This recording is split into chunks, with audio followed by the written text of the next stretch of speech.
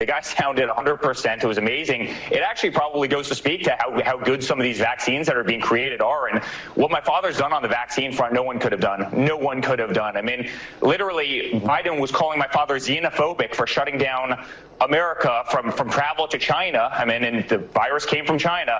My father literally started day one creating this vaccine. He worked to push this vaccine, and now my father just took it, and you see how well he got over it. And, wait, I think it's an inspiration. I think as Americans, John, we should be very proud of that. Can you clarify that? You said your father just took a vaccine?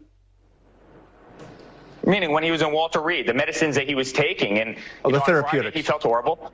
And on Saturday, again, I spoke to the man 3 times on Saturday, and he sounded tremendous. And I think it goes to show the power of medicine and in this country, and how far that that we've come on COVID in the last 6-7 months.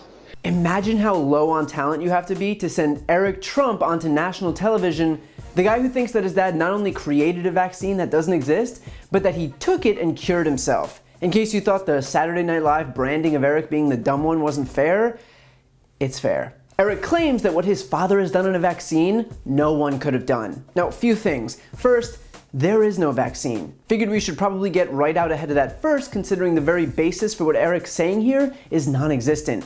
There are a few vaccine candidates, but no approved vaccine exists in the United States. Second, Donald Trump didn't do anything. I know Trump wants nothing more than to take credit for accomplishments he's had no hand in, but to be honest, I'd be floored if he ever even stepped foot in a lab. And even if he did step foot in a lab, we're talking about a guy who stared directly into a solar eclipse, a guy who suggested nuking a hurricane, a guy who thinks that windmills cause cancer. So I'm pretty sure any process that he was personally involved in wouldn't have much credibility. And finally, even if Trump presided over the creation of a vaccine, no, this is not something that no one could have done. In fact, there have been vaccines for hepatitis, polio, rabies, smallpox, tetanus, the flu, cholera, anthrax, shingles, measles, mumps, tuberculosis. We have vaccines for almost everything. They've been created in a number of countries for hundreds of years, dating back to the 1700s, for countless viruses. We literally get vaccinated to go to school. They didn't start with Donald Trump, although it's quite possible that this is the first time Eric's hearing any of this. Now, what Trump himself actually took was a combination remdesivir and dexamethasone.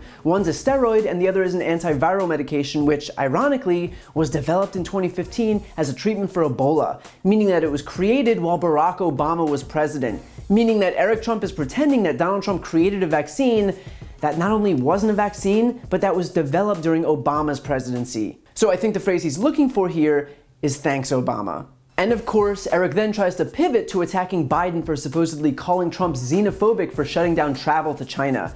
That's not true. What Biden actually said was that Americans, quote, need to have a president who they can trust what he says about it, that he's going to act rationally about it. This is no time for Donald Trump's record of hysteria and xenophobia, hysterical xenophobia, and fear-mongering to lead the way instead of science. And that's because Trump was more concerned with villainizing Asians than he was with combating the virus. If Trump spent a fraction of the time he spent getting up on stage and calling coronavirus the China virus or Kung flu, this thing would have been contained months ago. But he was never interested in containing it. He was only interested in his PR blitz to try and take the responsibility off of himself and put it onto China, a strategy he still employs today. So when Biden said months ago that Trump has a record of xenophobia, he's right. And that record persists to this very day. And finally, Eric marvels on air about the, quote, power of medicine.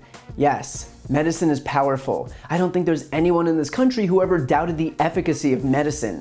But with that said, given Eric's newfound appreciation for medicine, I wonder if he'll push back against his own father's effort to dismantle the ACA, which is the only law we have ensuring that 20 million Americans have access to that very medicine that Eric Trump is so excited about.